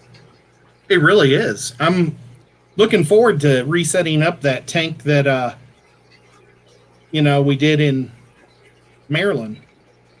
I've just been keeping it alive, half water right now, Gotcha. because I want to be able to lift it up and move it, because just sitting on a kitchen chair. Yeah, I've got those. The shrimp did not do well. I don't think there are any left. There may be one or two, but the black bees did not fare well. So it is now CPD tank and then butterfly loach. Oh, that's too bad. I still have all my black bees, and I was worried about them because I was kind of putting them in hard water. Well, and I think that's the problem. That is the only tank I have that I have RO water for, because the lady that was selling them said she did them in RO water and remineralized. So that's what I did. Generally speaking, I don't fool with that. I just acclimate them to my water and move on. This is the one time I did not, and the shrimp did not make it. So going forward, I will just continue as I always have and simply get them acclimated to my water. Yeah, I didn't have a place to put them for RO water right now, so I put them in with LRB's guppies. Well, when they start getting a huge colony for you, you'll have to sell me some, because I really like those things. I was kind of sad that I lost them. Yeah, I still haven't. I don't even remember what the other shrimp was that she gave me. It was a Neocaridina, but I'm trying to remember. They were all so small, and I dropped them in Jesse's fish tank with Nice. his guppies. But I always, every time I look at the tank, all I do is look at his guppies. I never look at the shrimp. His guppies are so pretty. And it's like, oh, these guys are awesome. Let's see. Mark Van Wisco says the moss might be a Physidin species. That sounds terrible. Is that a good thing or a bad thing? Oh, that's not a bad thing. It's just a different variation of it, or a different species of moss, if you will. It's definitely a good moss. Mr. Fish, sir, says, Fisherman Fever, what size heater for a 40-gallon? Generally, recommendations range anywhere from 3 to 5 watts per gallon. So, anywhere from 120. I'd probably do a 200 watt, and you should be good there. And their Recon 338, just put it in there as well. Typically 3 to 5 watts per gallon. So I'd probably do a 200 watt and call it good. You could maybe get by with a 150, but I always prefer to go, better safe than sorry. Of course, the ultimate is redundancy, so you could do 200 watt heaters. That's going to cost you a little bit more, but you've got that redundancy just in case one blows out and stops working. You've still got the other that can keep the temp up. Most of my tanks at this point are not heated via heater, or if they are, it's just ever so slightly. It's generally a warming of the house, and the fish are kind of used to it. Well, like this one is, I don't know if you can see it on the stream or not, 77.2. Yeah, 77.2. It does have one small heater in there. I think it's 100 watts, and that's 140 to 150 gallons in that system. So it's not really doing a whole lot in there, but it's just enough to make sure it doesn't drop, down to like 74. And it's amazing when you go into James's house, you walk in, and this is like when it was 100 degrees in July. You walk in from 100 degrees into real nice air conditioning, then you make a right, and you walk down the hall towards the fish, and then you're in a sauna.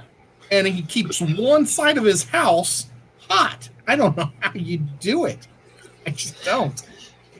It's fun. It has to do with the way that the ventilation blows through the house and where the actual air unit is, and closing off certain vents so that air's pushed certain directions and forces other directions. But it works, so I've stuck with it.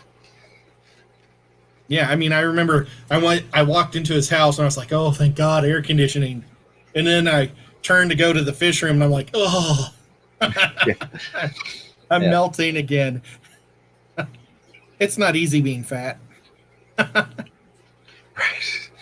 Yeah. So Recon 338 says I've never done two heaters. Thought provoking though, and it's not a necessity, but it is something that again it speaks to redundancy and kind of having a fail safe. I only have I think one tank or one system that has two heaters in it, and that was I think just because I had two heaters, so I put two heaters in there just just to see how it worked. I haven't had any issues. One of them, and usually what you can do is set one just a little bit warmer than the other. So set it, they're normally like 2-degree increments on a lot of heaters. So, set one at 78 and 76 if that's the, area you're looking for, whatever you're after. So that you've got one that's primarily running most of the time and the other's kind of a backup. Or you can try and set them both at the same temperature. But again, there are so many variations with quality control and things, aging and all of that stuff that the variants can fluctuate. Even if you set them both to the exact same temperature, they could be reading different temperatures and therefore going on and off at the same time or different times, rather. We have both the Bobs here. We do. Hey, Bob Kaler, good to see you. I heard that you've got some art for me. Maybe one of these days when the world calms down, I'll be able to get a hold of that. But I know it is safe in your hands. So I appreciate you taking charge of that. Now, I've seen you've been going on a lot. And my apologies to everybody. I did kind of want to mention that briefly. Basically, I don't want to say I've ignored everybody, but my main phone that gets all the notifications, I get, generally speaking, triple digits on notifications every single day. And that's not just YouTube. That's work. It's a lot of YouTube, but it's also Facebook Messenger and other apps. It's just a lot of my phone going off. So now that I've got this second phone and only one or two people have the number, and anything that's not ultra priority is not on there, I've found myself kind of having the one phone and keeping my base phone, or leaving my base phone, in the other room. So I'm sorry that I've missed your streams, but I have noticed that I've come in and be like, oh, darn, Bob was just live. So I'm glad to see you doing the lives. I know a while back that, you were kind of reluctant to jump back into doing lives, even though you had done them before. But I'm glad to see that you're enjoying it and that you're on all the time. I think the only thing he was reluctant about was doing a certain time, because he'd been biting at the bit to do the walk-arounds that I love. Right. Man, I tell you, there was nothing better than when we came back from the big fish deal. I turned on to see what I'd missed because I hadn't seen any YouTube for like 3 days. And I saw, Bob was at the top of the list, so I clicked it, and it was him walking through Walmart saying how everything's gone, and he was saying, oh boy, look at all the beans are going, I better take some beans, and he takes one can of beans. and then oh, look at all the chili's gone, I better take some chili, and he took one can of chili. It was awesome. And but it made me think, oh my God, I got to get to Walmart right now. And they were closed. They aren't 20, it was just shocking. It was like we were out of the world for a couple days. It's and it really was, it was kind of a break from reality. And we kind of talked a little bit about that amongst the group there at it, at the event. But it really kind of hit hard when you got back home and saw what was going on. Of course, here not as hard as other places because we just now went into the stay in place versus a lot of states had already started doing that. By the time we got back, that was spreading. So it's been interesting. Like you said, we were out of the loop and then came back into chaos, if you will. And then Bob Kaler's Aquatic says scheduled live streams aren't that much fun. LOL. I can agree with that. I've had a couple times that I've considered just going live. I considered going live earlier when I was setting up all the different guppy tanks with the different strains in them. And I was like, no, I think somebody's on right now. I felt like it was a scheduled time for someone, even though it probably wasn't. And I could have checked to see, but I was like elbows deep in water moving. And I was like, I just don't have time to stop and set up and then be able to monitor it. It would just be people watching. But I think that's part of, Ed and I have discussed several times that we're moving this show over to his channel. And so I'm going to discuss with him uh, potentially setting a date for that here in the near future so that we can go ahead and start getting his channel growing. Um, and then I will probably still keep also the Saturday stream, and that will kind of be my main stream once a week. Ed will have, the nocturnal feeding, and of course I'll still come on there with him, assuming that he wants me on there. And right, I don't blame you. I wouldn't want me on there either. This guy, he never shuts up. Dear Lord. And then probably just go to some sporadic live streams. And I want to start Bob Kaylering some videos, as I call it. That I turn that other thing where just turn the camera on, shoot it, upload it, and don't worry about editing the darn thing. Just get it filmed, get it out there, and let people watch it. Yeah, I can't wait till the world goes back to normal, and we can start doing things again. I mean, I was talking to somebody about it today. Maybe it was Brad. I don't know who it was, but how Bob and I used to go everywhere. Oh, it was Daniken earlier in the stream. But yeah, Bob and I used to go everywhere, and it was so much fun, and we haven't got to do any of that this year, and it stinks. Yeah.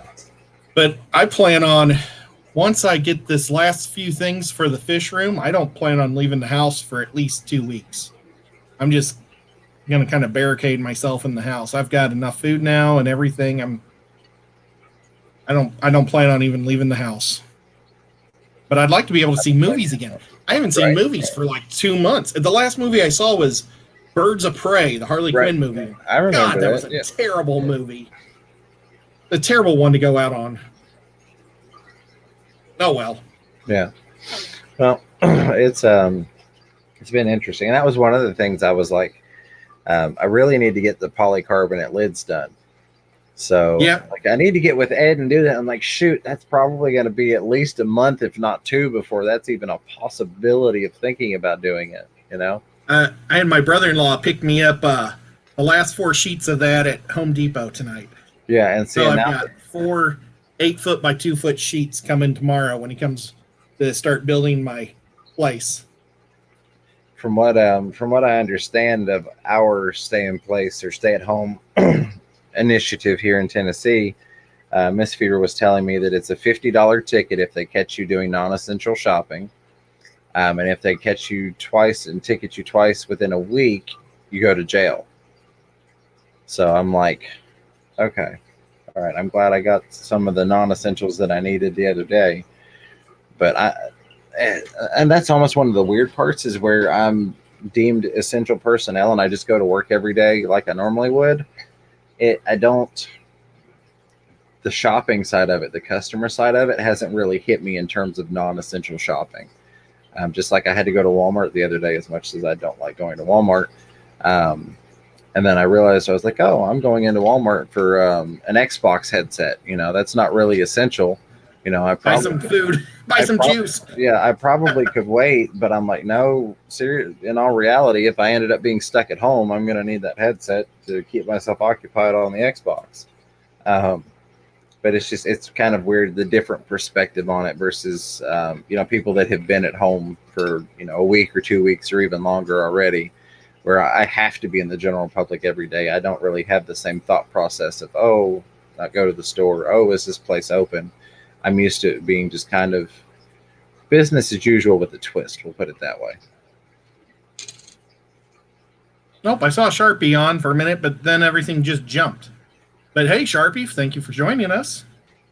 Yeah, tomorrow I'm going to buy, hopefully, all the supplies that I can possibly buy at the hardware store that we'll need.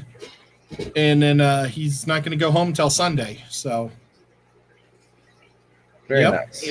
And then I don't know if they would give him a ticket if he was leaving a family house to get back home. I don't know. I mean, they may give you a ticket at Home Depot, but Possibly. I mean, I guess it just Well, depends. But yeah. well, they won't do that because that doesn't go into effect until Saturday, Yeah. 12 So, o'clock Saturday morning. but yeah, that that's one of the, like you said, buy a bunch of food. Again, working in retail and the food being there is kind of like, oh, I'm at work. I'll just pick up, whatever while I'm here and bring it home. Of course, there are things like bread. And I can't tell you how many times I get asked a day why I don't have hand sanitizer and toilet paper in stock. Did you get any toilet paper? No. Well, you didn't have any yesterday. Well, we get a truck once a week, every Friday. So chances are, if it's sold out on Saturday, you're not going to see any until the next truck gets there. That's just how supply works. But so yeah, that's been a fun part. Stuff like that I've adjusted to. But other than that, it's just kind of, yeah. I even found myself being one of those customers that gets on my nerves that doesn't follow the stand here signs on the floor. I stopped in Kroger earlier, and I found myself just business as usual line. And then I'm like, wait, so I stepped back a couple feet to the little stand here, please sign that was taped to the floor. And so, Yeah, well, I went to Walmart today to get some groceries. They had one side blocked off, so you had to go wait in a giant line to get in. And everybody was supposed to be 6 feet apart from each other. But then you had some clowns that would just walk right through the crowd. yeah. And, oh, man, I wanted to give them an elbow. So bad. But, oh, well. Bob Steenfont with the $2 super chat says, have any butt wipes in stock? Yes, I do. I have got tons of butt wipes. I've got the baby butt wipes. I've got some adult flushable wipes, and I've even got the now they're high end, and I'll cut you a nice deal on them. The Cottonelle wet wipes. So, that was one thing. The week after, supply kind of dried up on toilet paper everywhere. And thank you again, Bob, for the $2 super chat. I appreciate that, Steamthought. Surprised it wasn't a poop emoji. Again, always apprecited, but I know that's his typical go-to troll. The next week, I must have gotten in 50 cases of baby wipes, which is funny. And Zen Ginger with the dollar poop emoji. Thank you very much for that, Zen. I appreciate you. Which is funny because that was already where my mind had gone to. We've got a dollar aisle at work, and we get some baby wipes in that section. Well, I took a display rack basically from a previous fixture, and I made this dollar rack right up at the registers, and like the top two shelves were all dollar packs of baby wipes, and then it was a whole line of dollar hand soaps, and then it was a whole line of dollar bleaches and that type of stuff. So yeah, but it was funny to see corporate kick over, and I'm like, dear Lord, that's it, 50 cases of baby wipes, because they were, on that same thought process. If that's kind of going to be the next thing. It's funny though, I have paper towels, plenty of paper towels in stock. You would think that people would shift over there, and I even saw a video of a guy who took his chop saw and a roll of paper towels and just chopped it into 3 rolls of toilet paper. It was like, there you go, folks, calm down. Well, what was I don't know what I was thinking about something else, but then you talked about the chop saw and I forgot everything. Sorry, I digressed there a little bit. No, it was good though. Oh, man. Oh, I was thinking about another non-essential that I need to get. I need to get my all my pool chemicals for opening my pool. Yeah. Because that's something you would get a ticket for. I wonder if they're going to do a delivery. I'll call them tomorrow and see if they're going to deliver. Because, I mean, last year it was like $400 just for pool chemicals. Yeah, I think I've got a cheat for the system because I have that fancy piece of paper stating I'm essential personnel.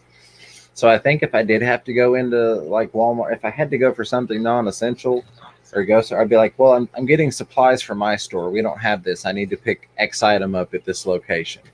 Yeah.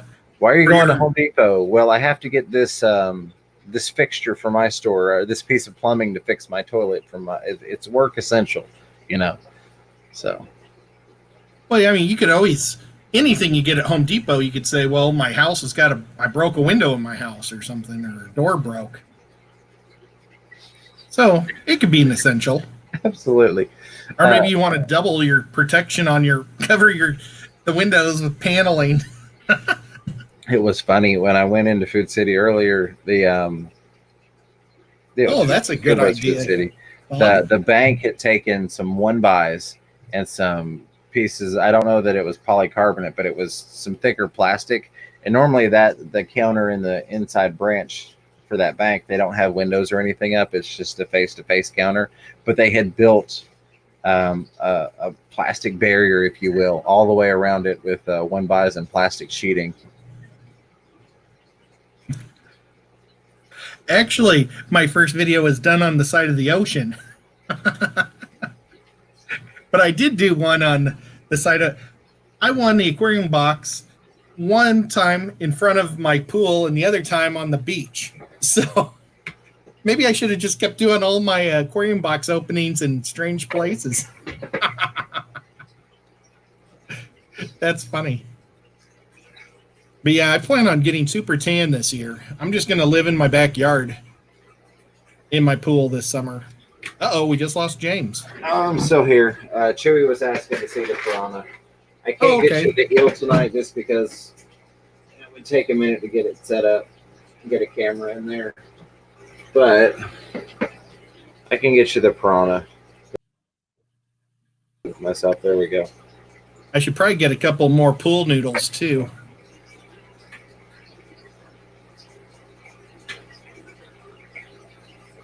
There they are. They're gonna here make it big. Oh, you might be far away from your computer though. I'm sorry. No, you're good. I'm right here. Do that.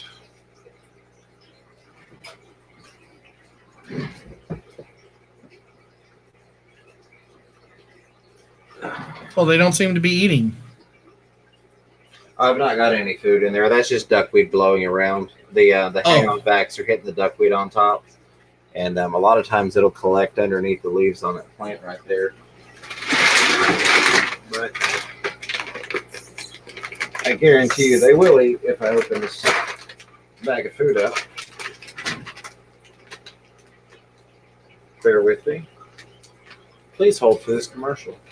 Hikari 2mm sinking pellets available on Fish Room Fever's website or his Amazon link. Oh, I'm trying to get this bag open. Scissors for opening bag not included. It does have a little pull thing on it, but I don't know. That doesn't seem to work all the time. That would be fun, Derek.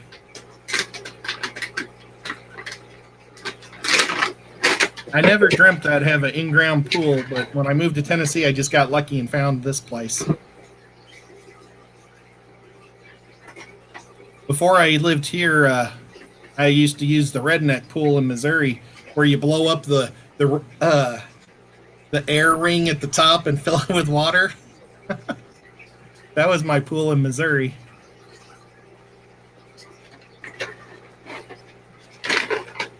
Hey, James, are they getting bigger? They are. I very desperately need to get my 220 gallon in the house and set up for them. But yeah, there are a couple of them that are real fatties, and I can almost guarantee if I can, as soon as I can get that set up and get them moved over, that I could probably start getting them to spawn. You know they're supposed to be delicious. Yeah, I know. I don't want to eat these though. These have not had any officially confirmed cases of breeding in the home aquarium, so we're going to try that before we start eating them. Did you check out that video that I told you about? Where, oh gosh, I'm trying to remember his name.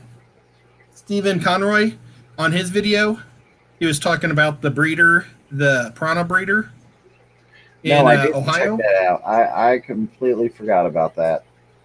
It would be maybe more like if you had talked to Stephen Conroy and he'd just tell you about it.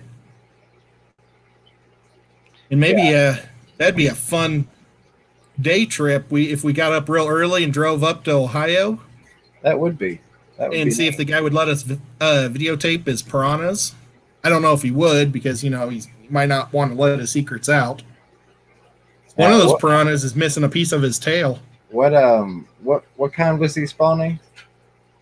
I don't know what type he was spawning. Gotcha. I say because I've spawned red bellies, and then I did manage. Not that I have any verification for it, but I managed to spawn um, some Ceratosaurus maculatus, which you aren't supposed, which had been verified spawn. Let's say you weren't supposed to, like you can't do it, but I managed to get one pair of those out of 20.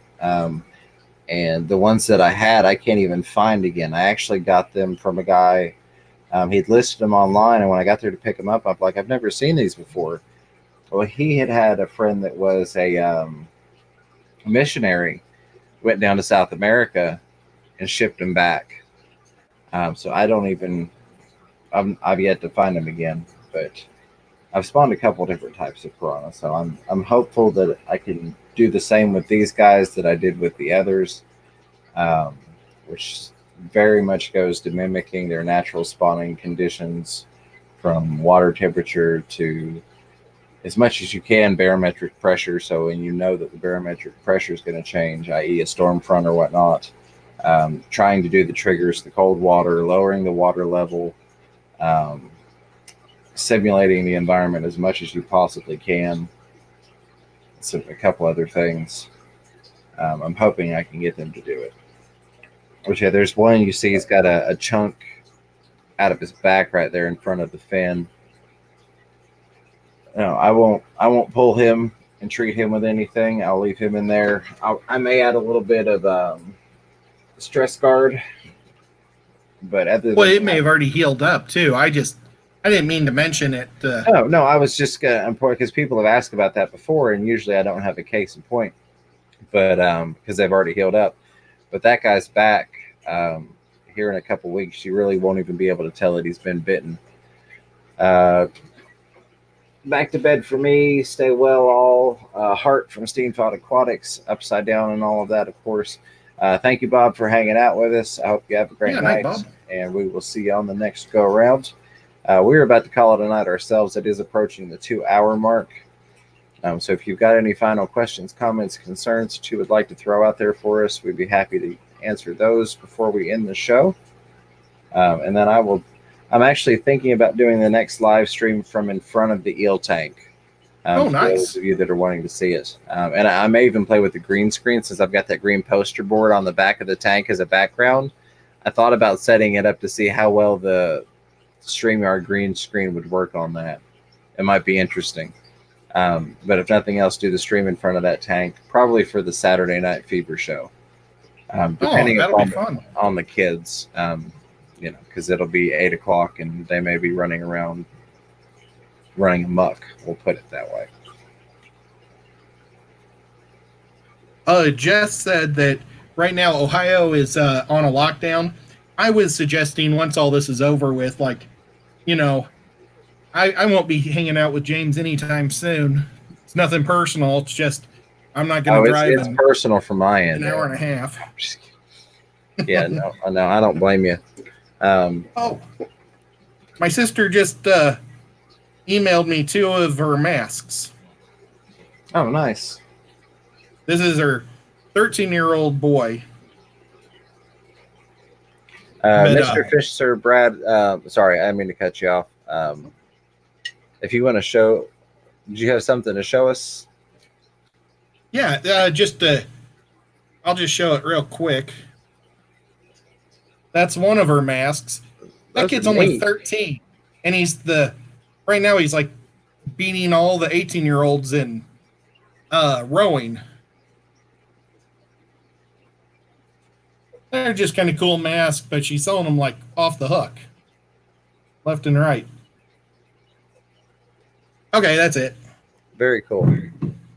I didn't mean to cut you off there. I was going to snag it real quick in a brief breath. Mr. Fisher, Brad asked, what type of fish are these? They are Caribe piranha, or some people pronounce it Caribe. It's Caribe. They are in the Pygocentris family, along with red bellies. They are generally coined the most aggressive schooling piranha, meaning that once you get into like a lot of the Ceratosaurus family, or genus or whatever, It's 2:30. My mind's not fully awake. But once you get into the Sierra Salmons, most of those, it's recommended that you keep them by themselves, like the black piranha or the blue diamond piranha. Um, but these are very closely related to red bellies. They're almost identical, but they've got a little bit different body structure. They've got that black dot right there, as you can see behind the gill plate. And then they tend to be a little bit more glittery, if you will. And then Bob was asking Keller's Aquatics if when he orders no MSG at the Chinese place, if they put it in anyways. Yes, I'm sure they do, Bob, just for you. I was in Hickson yesterday, and I went to my favorite Chinese restaurant, and it was closed. They just shut the whole thing down. That's a shame. Yep. And I now love their everyone chicken lo eats mein. Chinese. Oh. Didn't even put that all together. All right. Oh, well. I think we got everything. Congratulations, Bob. I just saw the comment where he said he did his monetization last night. Awesome. I'm glad you got there, buddy. Couldn't have happened to a better person. Well, except when it happened to me. No, just kidding. just picking. I think we got all the questions. So I want to say thank you to everybody for hanging out with us. A huge thank you to Kenny from Danikin Aquatics for coming up on the stream and filling in while I had a work emergency to cover. And of course, Ed, Sure. Thank you for letting me put you on the spot and run away for a minute and get that taken care of. All of the supporters, the super chats, Steampod Aquatics, the Zen Ginger. The Zen Ginger did a second one. I feel like I'm missing someone. If I am, I'm sorry. I don't actually have it pulled up in front of me. I'm trying to go off of memory, but thank you to all of you all.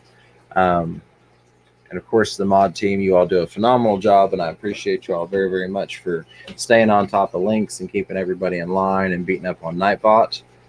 And with that, I'll turn it over to Ed so that he can say his piece. Yep. I tried to find out what my sister's Etsy store's name is, and I can't find it. I know it's Blessed is in it, and she's from Hickson. That's all I can tell you. Hickson, Tennessee. And hopefully she'll send me back, but she's kind of in a valley, so she doesn't, a lot of her texts won't get out of her phone. So, maybe by Saturday stream, I'll have it all, and I'll let y'all know then.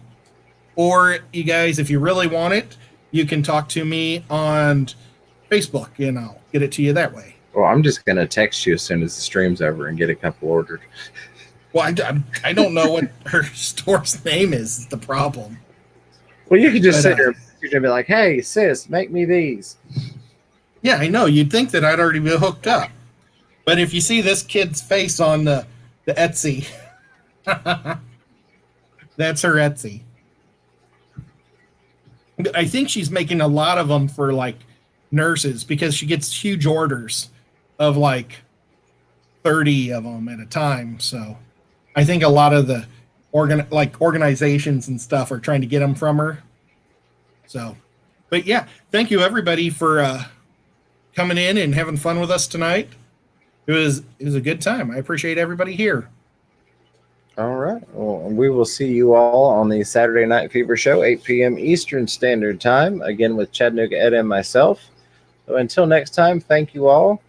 Keep your fish healthy, keep yourselves healthy, and catch yourself